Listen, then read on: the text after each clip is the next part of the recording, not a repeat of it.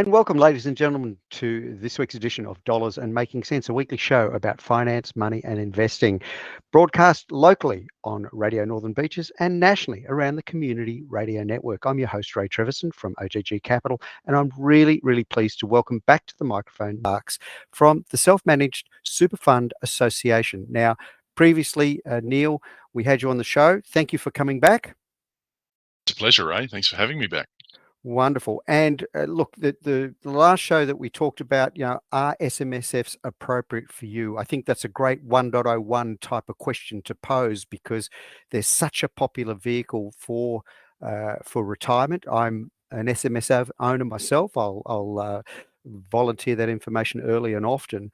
And one of the things we talked about in the first show, and I hope to have you again over and over because I also have other super experts come on the show, but this one specifically about SMSFs is important because probably about a third of all the money in super today is tied up in SMSFs, very roughly. Yeah, close. Yep. Yeah. So Just under $900 billion.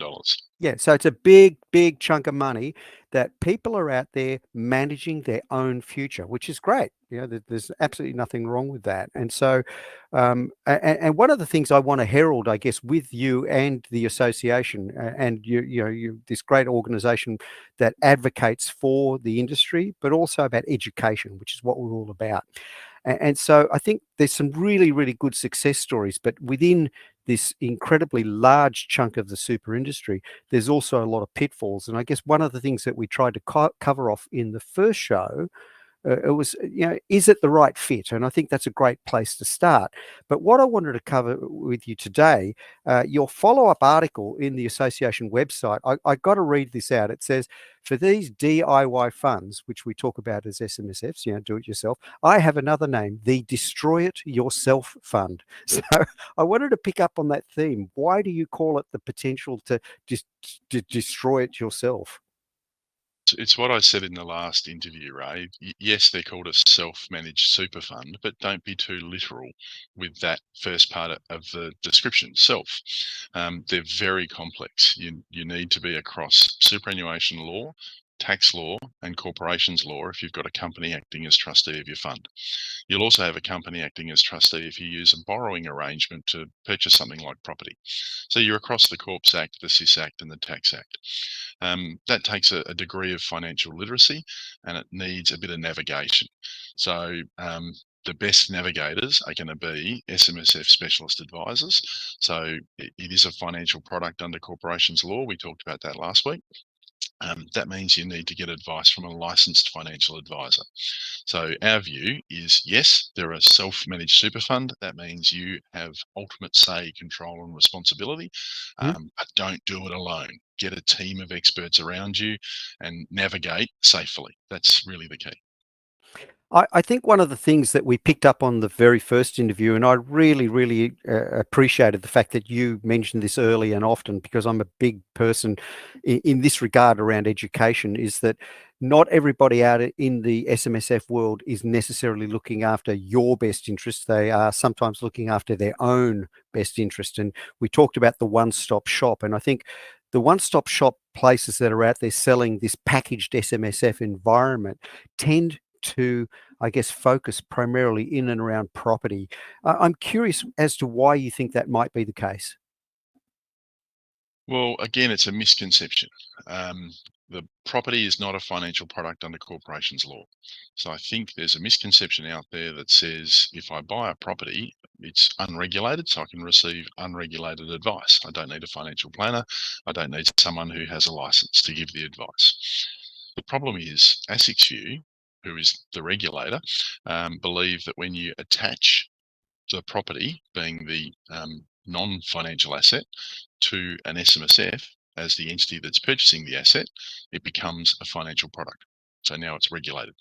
Ah. So this notion that you can not give advice, you're just giving factual information that leads someone to make a decision that buying this property is good. The vehicle to buy this property can be an SMSF, and the SMSF can borrow money to do so. That's not advice is wrong.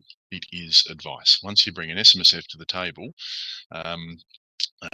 Financial product advice, personal advice, uses a reasonable person test. And that reasonable person test is, did the person receiving the advice believe that the person giving it to them was suitably qualified, experienced, and had considered their personal circumstances and needs?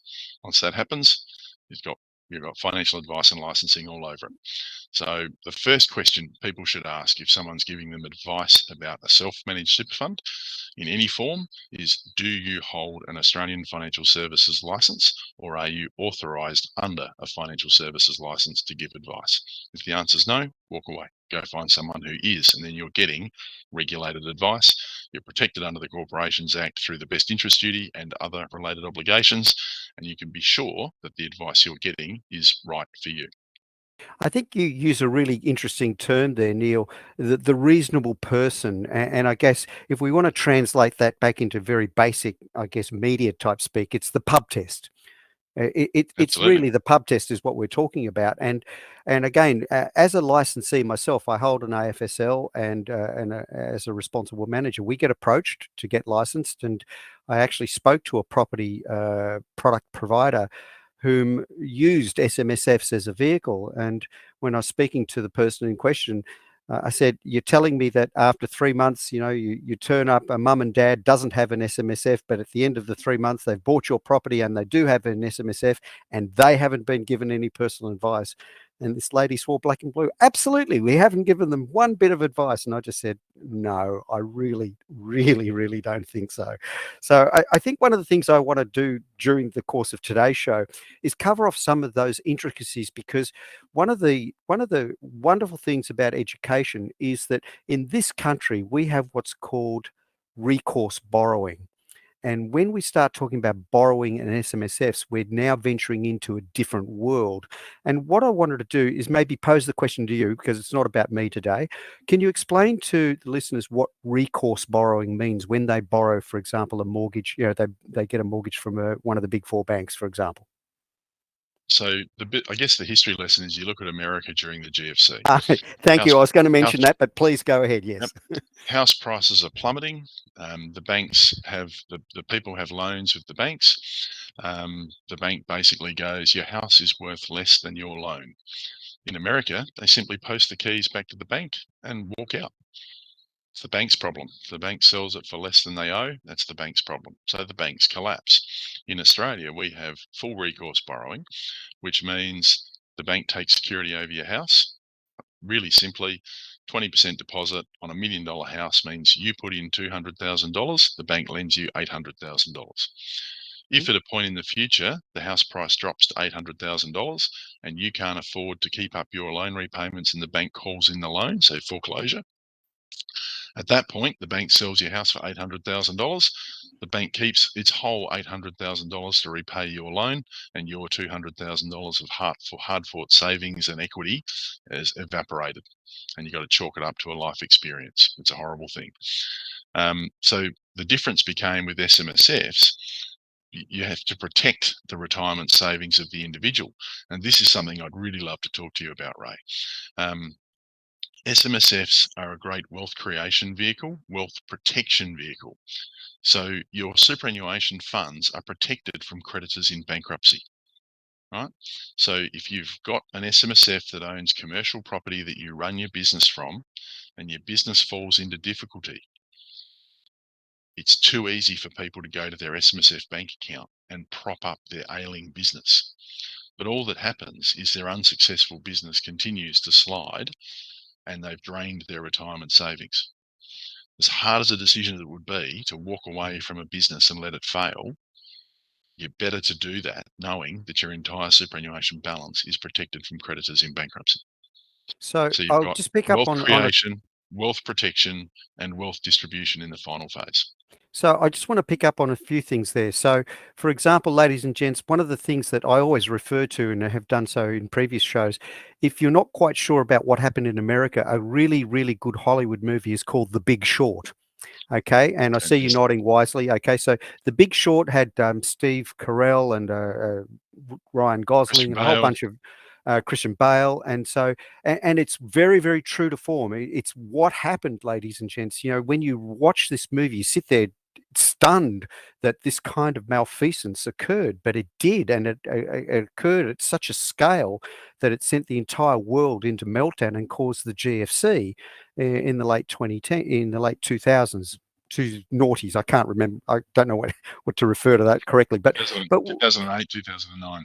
correct. And so we're talking about collapse of economic systems around the world because of irresponsible lending. Now, here in Australia, we are protected because of recourse borrowing. And as you rightly point out, Neil, if you can't pay your mortgage, you are still on the hook. Now, we're going to go to a break very, very shortly, but we are going to come back from the break and we're going to be talking about how SMSFs borrow and something called an LRBA, a limited recourse borrowing account.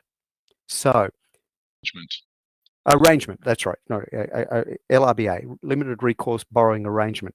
And the rules for SMSFs are very, very different to mum and dad going up to a high street bank and saying, give me a coded loan. And so I guess one of those elements, probably out of all of the education that planners do around SMSFs, this is probably the most complex. Would you agree with me on that, Neil? It's definitely up there, yes. Yeah, and I know, I remember when I studied this myself, LRBAs took a lot of time, and I had to do a lot of reading and a lot of research because you've got to understand this concept about what is and is not on the hook. And I think your example there of using commercial real estate, because I love SMSFs, and I've spoken to people that have used their SMSF to buy commercial property for their own small business. It's a fabulous way to go. I think it's gold. It's absolute gold. But as you rightly say, there are also some traps there as well. So Nothing's without risk. And of course, the flip side is it makes it more confusing because there are rules that apply to commercial property that people assume would then apply to any property. And very it's different. true. Residential is different to commercial. So that would be the stuff I'd love to sort of drill down and talk to you about. Brilliant. So look, it's just about time for a break. You're here on Dollars and Making Sense, a weekly show about finance, money, investing. We are due for a short break and a little station announcement. We'll be back in just a moment. Hi, and thank you for listening to Dollars and Making Sense, a weekly radio program about finance, money, and investing on Radio Northern Beaches and nationally on the Community Radio Network around Australia. The views, comments, and opinions aired during our program should not be construed or viewed as financial advice. Any commentary is general advice only and does not take into account your objectives, financial situation, or needs. You should consider whether the advice is suitable for you and your personal circumstances. If in doubt, you should contact an authorised licensed financial planner. We welcome questions and feedback, and you can get in touch with us via our blog, social media channels, or email. Please search for Dollars and Making Sense in your favourite podcast platform or check out our blog at otgcapital.com.au/blog.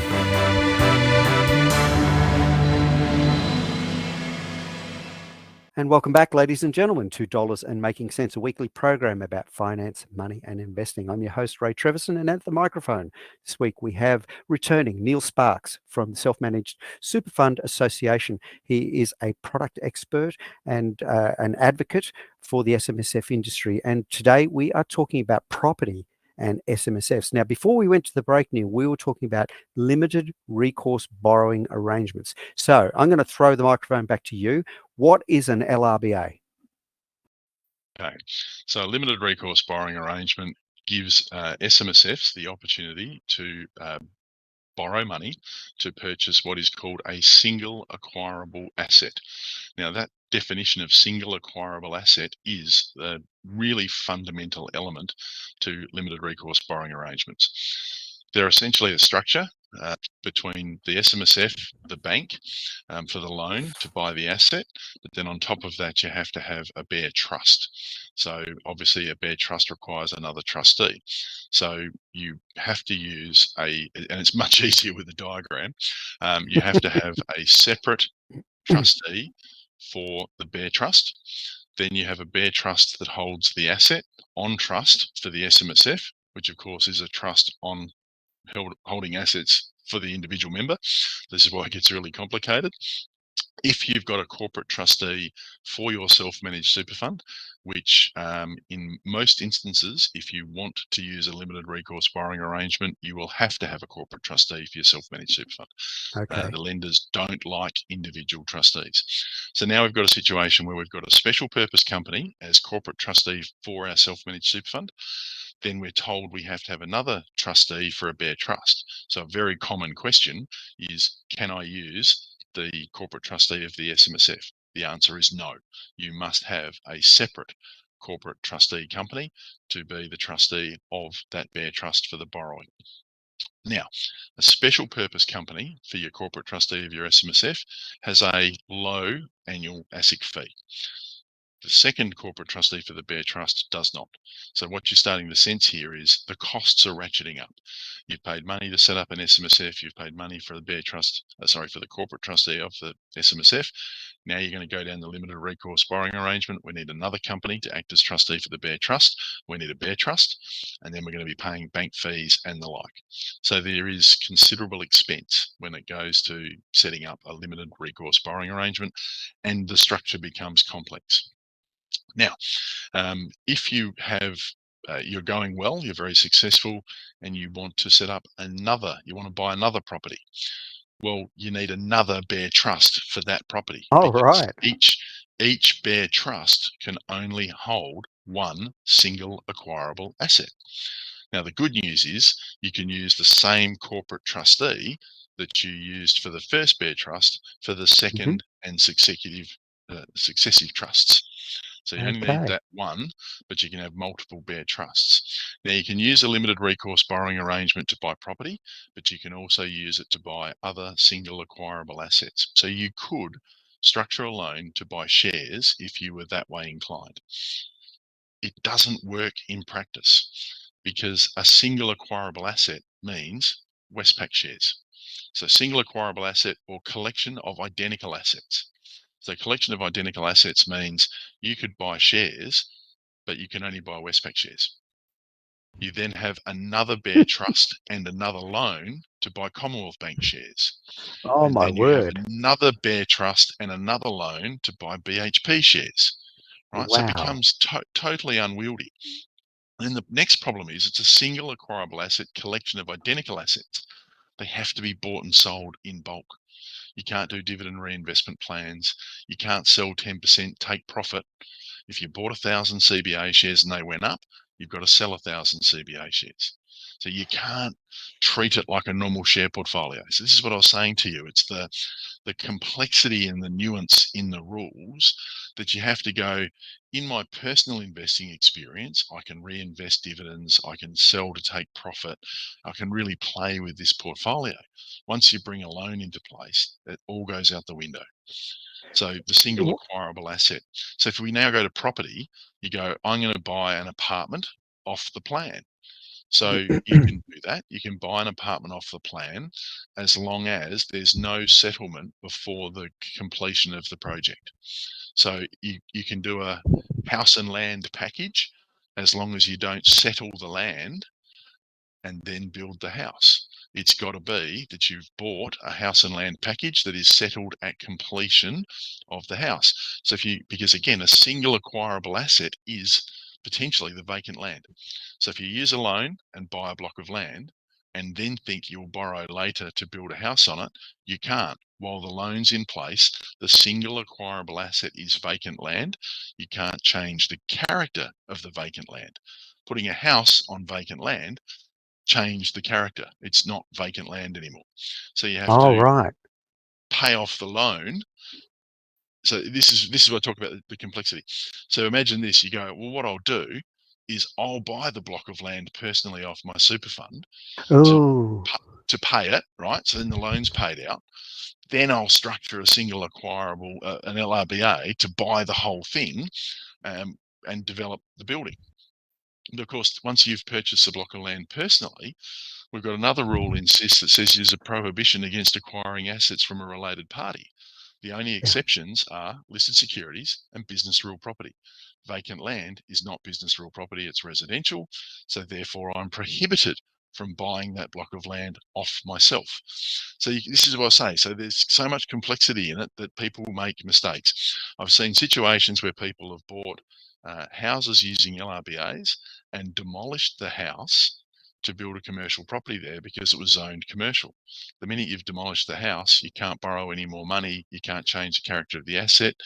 You've actually reduced the value of the asset because you demolished the building, and the Ah. only way you can fix it is to sell the block of land, right? So there's so many rules.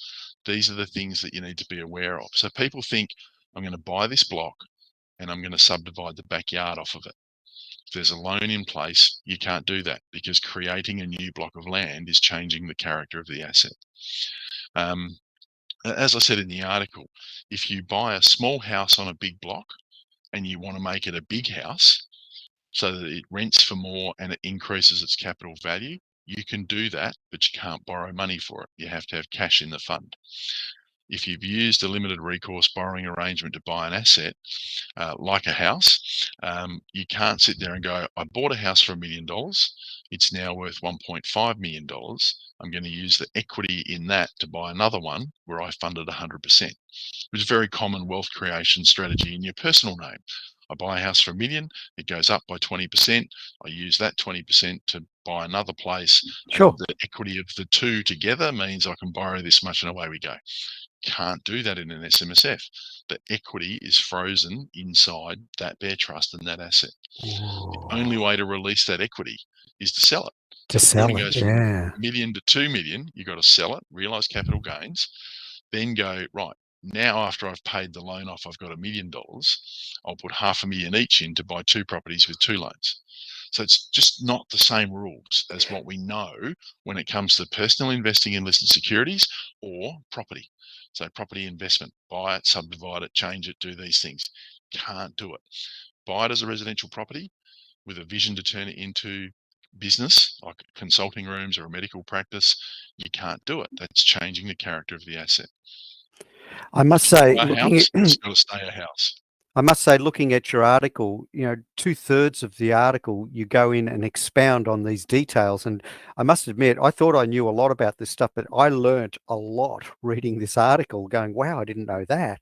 And I guess one of the things I want to pick up on, you talk about a beach house, the same rules apply. And again, this non-arm's length about relatives staying in a rentable property, or you using your own holiday home. It's a big no-no.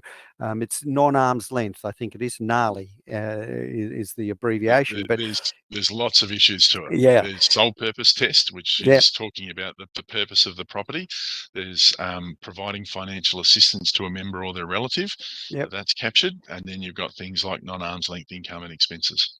So you go on to write, to those who say, who's going to know? I reply, is a hefty fine or jail worth the risk? And in the last show, we talked about some of the fines that can potentially occur. They're not trivial. And I think many people should start wising up. The ATO are not schmucks.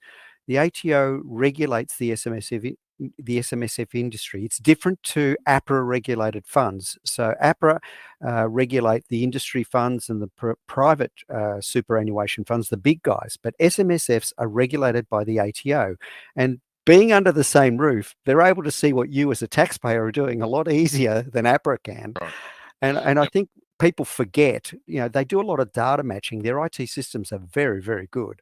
And so when reading through your article, I would highly, highly commend to people, read what Neil has written here, and take note, because don't think that you can do it and, oh, nobody's going to know, and nobody. It's just a small thing. I can assure you, ladies and gents, because I've been audited, I've been down that path.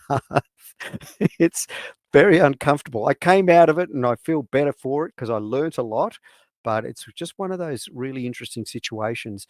Neil, we keep on If talking about being able to rely on educated people. Your association is there for people to come and talk to, aren't they?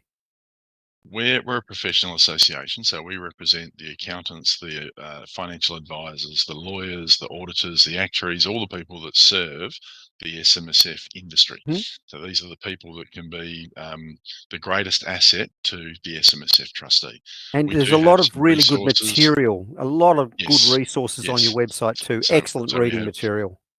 SMSF Connect is our website for trustees, and that provides articles and insights and some education courses and things like that. The other one, of course, is the ATO. So the ATO website has some fantastic resources available to trustees. What you were saying about the ATO is absolutely spot on, Ray. They're using artificial intelligence to data match. All One of the right. biggest problems we see is non-lodgement for SMSFs. In other words, they don't do their annual return. The annual return is the ATO's mechanism of tracking contributions, organising your tax return if you're getting one, or your tax bill for the SMSF. So it's a requirement that you have to do it every year. Not lodging gets you a fine. And as you said, some of these fines aren't trifling. But if we talk about it, we've got administrative penalties for SMSFs. We've got education directions. There's the risk of trustee disqualification, which was huge last year. The ATO disqualified somewhere around 750 trustees. So Wow. they really are stepping up their game in removing people from being able to run an SMSF. It's not a slap on the wrist. It's not like bankruptcy where it lasts for 5 years. You're disqualified. You can never have an SMSF again. So that's detrimental. Then, of course, the big ones have terms of imprisonment. So when I talked about that acquiring an asset from a related party, a really deliberate breach could see you imprisoned. Now, no one wants that. So there are big fines, big penalties. Go into it with your eyes wide open. You can't do this. You can't throw the finger out at all the other people that are helping you and blame someone else, because you sign a declaration when you commit to an SMSF for the ATO that says pretty much, I know everything there is to know about running an SMSF. Mea So culpa. when you go, it wasn't me, it was them. No one's listening, because you have to acknowledge that you are solely responsible for the compliance and administration of your fund. So yeah, the ATO is definitely lifting its efforts in monitoring the sector, because the biggest problem is illegal early release, where people think it's okay, it's the bank account, I can just tap into it, I'll put the money back before anyone knows. Usually when you're in financial difficulty, there's a reason for that, and you just find it's a slippery slope. And as I said before, you tap into your retirement savings that are protected from creditors, you would have been better off going bankrupt. And when you're 60 or 65, you've actually got a pot of money there waiting for you to turn your life around. Okay, and that's us for this week. I'm always pleased how quickly the time goes. Neil, we've got to get you back because there's so much more that we need to talk about in this space. Neil, always a pleasure to have you on the show. Very erudite and very educational. Thanks for being on Dollars and Making Sense. Thanks, Ray. It's a pleasure to talk to you.